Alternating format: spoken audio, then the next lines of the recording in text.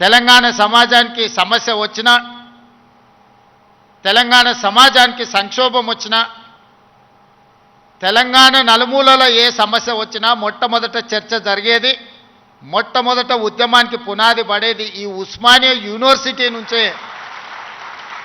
కేవలం ఉస్మానియా యూనివర్సిటీ చదువుకోవడానికి, ప్రభుత్వ ఉద్యోగాన్ని సాధించడానికి కాదు, ఈ తెలంగాణ సమాజమైన 4 కోట్ల ప్రజలకు ఏ సమస్య వచ్చినా ఆ సమస్య మాదిగా భావించి చదువుతో పాటు పోరాటాన్ని నేర్పిన ఉస్మానియా యూనివర్సిటీ ఈనాడు తెలంగాణ రాష్ట్ర సాధనలో రాజకీయ పార్టీలు, రాజకీయ నేతలు వైఫల్యం చెంది ఇక మా వల్ల కాదు అని కాడి కింద పడేసినప్పుడు ఉస్మానియా యూనివర్సిటీ విద్యార్థులు ఉద్యమ బాట పట్టిన తర్వాతనే ఈ తెలంగాణ రాష్ట్ర సాధన కళ సాకారమైంది.